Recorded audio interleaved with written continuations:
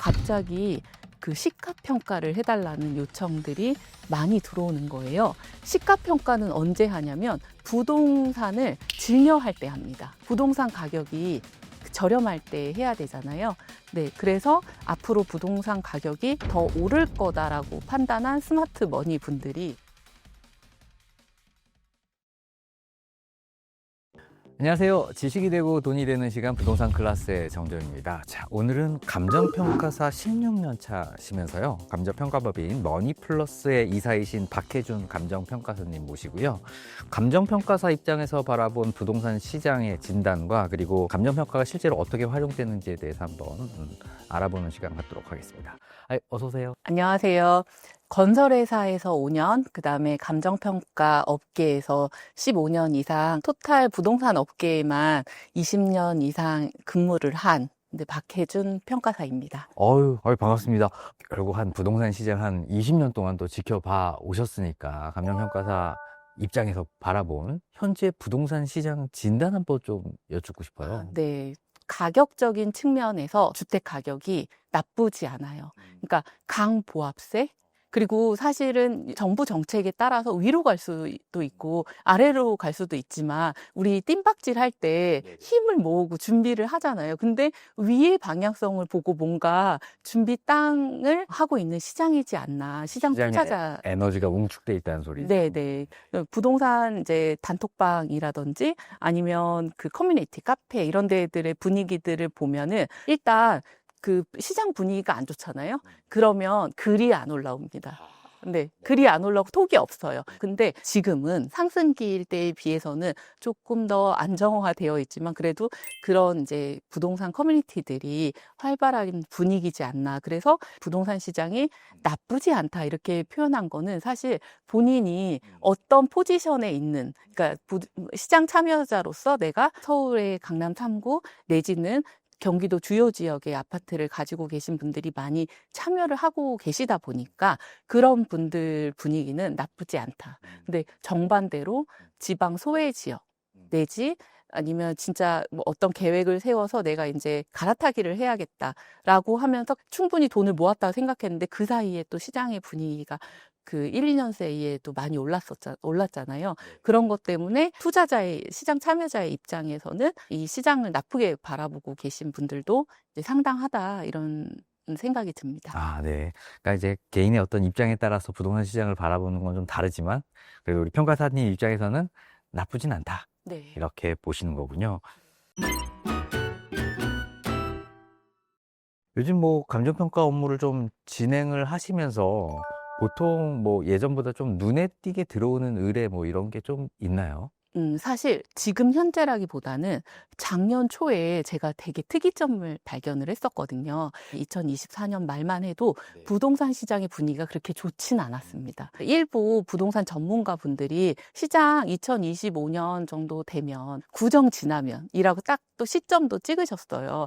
그때 좋아질 것 같다라고 하셔도 그 시장의 분위기가 그걸 그렇게 믿는 분위기는 아니었거든요. 반신반의 하시는 분위기였는데 근데 1월 달, 2월 달에 대해서 저희 업무적으로는 갑자기 그 시가평가를 해달라는 요청들이 많이 들어오는 거예요. 시가평가는 언제 하냐면 부동산을 증여할 때 합니다.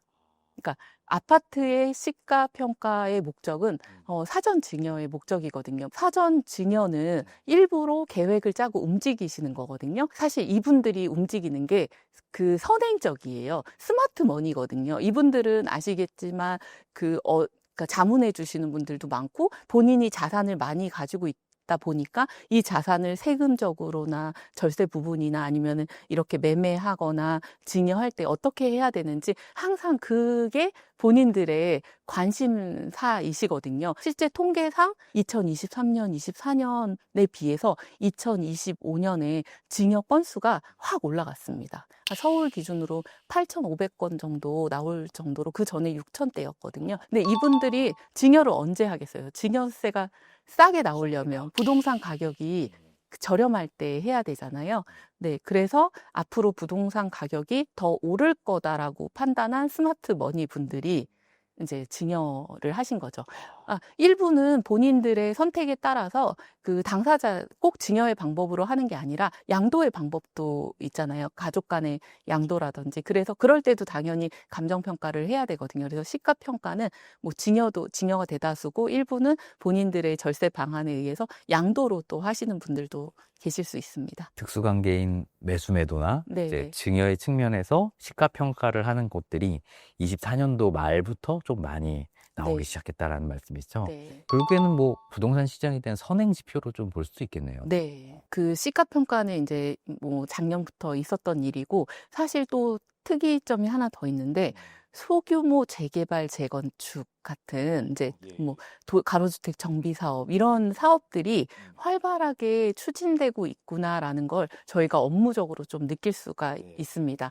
이제 재개발, 재건축이 한동안 주춤하다가 이제 부동산 가격이 오르면서 다른 대단지들도 이제 꿈틀꿈틀 다시 움직이고 있잖아요. 근데 그런 기존에 이제 규모가 있는 사업들은 사실 꿈틀꿈틀 움직여도 규모 때문에 빨리 가는 데 또 한계가 있는데 정부에서 굉장히 좋은 동네인데 낙후되어 있는 곳에 재개발을 활성화하기 위해서 빈지법이라든지 아니면은 도시정비법이라든지 다른 여러 가지 이제 법들을 통해서 소규모 1만 제곱미터 이하의 사업들에 대해서 여러 가지 인센티브를 주고 진행이 되고 있거든요. 그게 이제 이런 제도를 개선한다고 한지 이제 수년이 됐는데 한 작년, 재작년부터 정말 활발해지는 것 같아요. 보통 일반적인 재개발, 재건축 사업에서는 이제 조합 설립되고 전에 추진이 있었고 조합 설립되고 사업 시행 인가 있고 그다음에 관리 처분 있고 이제 아파트 짓는 거잖아요. 그러면 사업 시행 인가가 있고 관리 처분 사이에 감정 평가가 이루어지거든요. 근데 이런 소규모 사업들은 사업 시행 인가랑 관리 처분을 보통 합쳐 버렸어요. 그러다 보니까 앞에 조합 설립하고 이제 그 시공사 선정이나 이런 단계에서 바로 감정평가가 진행이 되거든요. 사업 초창기에. 그래야지 이제 조합원분들이 분양 신청을 하실 수가 있어서. 근데 이런 사업지들이, 소규모 사업지들이 서울 주요 지역에 수백 개의 사업장이 이제 시작을 하고 있습니다. 얼마 되지 않아서 완료된 사업장은 몇 개 안 되는데 지금은 인센티브를 받아서 사업 초창기인 사업장들이 굉장히 많다고 보시면 될 것 같아요. 그걸 이제 저희가 그 정비 사업, 재개발, 재건축하고 똑같이 종전자산, 조모자산 평가를 하고 있다. 이렇게 보시면 될 것 같습니다. 그렇군요. 그 취지에는 공감이 되는데 결국에는 뭐 한 몇백 세대, 이렇게 뭐 나홀로나 한 두세 동 이렇게 있는 어떤 재개발, 재건축의 효과잖아요. 네. 막상 이렇게 지어졌을 때 좋아할까요? 아니면 네. 어떨까요? 사실 이런 소규모 사업에 대해서 부작용도 굉장히 많을 것 같은 느낌이에요. 저희가 이제 현장을 가보면 저층 주거지대에 갑자기 나홀로 아파트 한 동이 얘가 다 지어진다면 쭉 올라오는 거나 마찬가지거든요. 그러다 보니까 나중에 이런 사업들이 우후죽순으로 이렇게 했을 때 우리가 흔히 이야기하는 난개발.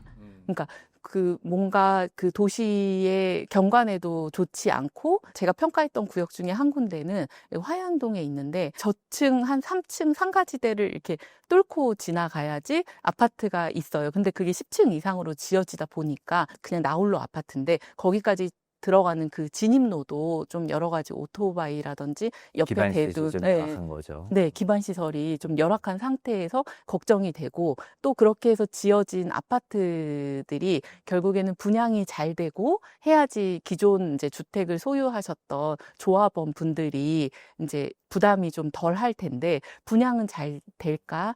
그리고 인근의 다른 이제 대단지 아파트들과 비교해서도 분양가를 높게 책정할 수도 없고 또 브랜드 자체도 우리가 이제 선호하는 그 좋은 브랜드들의 이제 아파트들이 아니다 보니까 그런 브랜드 프리미엄이 붙기도 어렵고 여러 가지로 힘들지 않을까 앞으로 더 이 사업들이 진행되면 될수록 또 다른 문제를 낳지 않을까 이런 생각이 들더라고요. 아이고, 이게 공급을 늘리라고 했더니만 좀 쉬운 공급을 늘리려고 하는 이런 부분들이 좀 안타깝긴 하죠. 평가사님 같은 경우 주로 뭐 다른 지인이나 이제 사람들한테 자주 이렇게 받는 질문 이런 게 좀 혹시 뭐가 있으세요?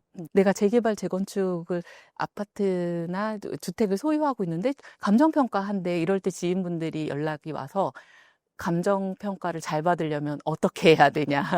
절대적인 가격이 이제 높아지려면 어떻게 해야 되냐. 이런 것들을 많이 물어보시죠. 진짜 어떻게 해야 돼요? 저도 그게 참 궁금하더라고요. 네. 사실 뭐 다음 주에 아니면 한 달 후에 아니면 1년 내에 감정평가를 앞두고 있다. 이렇게 하시는 분들한테는 최대한 나의 그 감정평가 받는 물건을 좋게 보이게 외관상이라도 그렇게 하시면 좋지 않냐라는 조언을 드리거든요. 재건축은 다 공동주택이잖아요. 그러다 보니까 공동주택 안에 아파트가 뭐 1층이냐 뭐 7층이냐 아니면 저 바깥동이냐 안쪽 동이냐 이 정도의 차이지 내부 구조라든지 뭐 지어진 연도라든지 이런 것들에 대해서 차이는 없다고 보여지잖아요. 근데 안에 딱 들어갔을 때 어떤 집은 그 낡았지만 깔끔하게 계속 관리를 하셔서 인테리어도 해놓으시고 그다음에 청소도 해놓으시고 해서 보기에도 그 상태가 좋아 보이는 주택이 있는 반면